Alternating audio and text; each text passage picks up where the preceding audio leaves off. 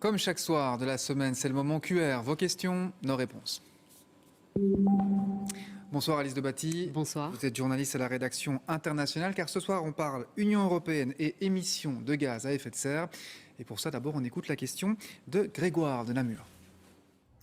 Bonjour, je me posais la question, si on tient compte des importations, quelle est la réelle part des émissions de gaz à effet de serre de l'Union européenne ? Alors le chiffre que Grégoire recherche, c'est 10,5% des émissions mondiales de gaz à effet de serre selon les dernières données disponibles. Elles datent de 2018. Alors pour vous donner une idée, l'Union européenne est le 4e émetteur de gaz à effet de serre dans le monde, après la Chine qui est première, les États-Unis qui sont deuxième et l'Inde troisième.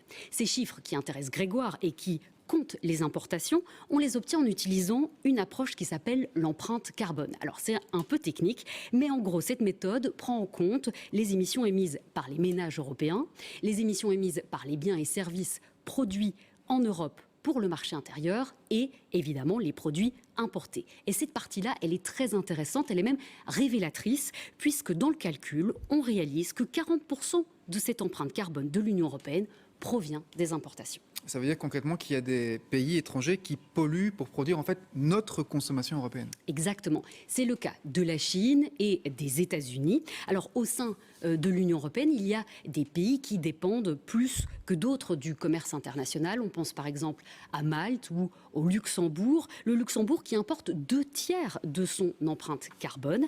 Alors la balance est plus équilibrée en Belgique. Les Belges consomment plus de produits fabriqués en Europe que de produits importés de l'étranger. Alors, cette méthode de calcul donc, qui prend en compte les importations, est-elle utilisée pour les accords internationaux, par exemple, comme les accords de Paris ? Eh bien non.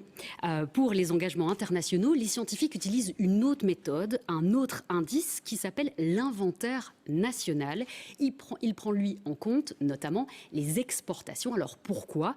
Eh bien c'est plus facile de contrôler, ou en tout cas de s'engager à contrôler la production émise sur son territoire. Et puis il y a aussi une facilité méthodologique. Les pays ne sont pas tenus de publier leur empreinte carbone chaque année. Merci beaucoup Alice pour la réponse, merci à Grégoire pour la question. Si vous aussi vous avez des questions à nous poser sur l'actualité, n'hésitez pas à nous l'envoyer en vidéo, c'est important, sur rtbf.be/QR ou en scannant tout simplement le QR code qui s'affiche en ce moment sur votre écran.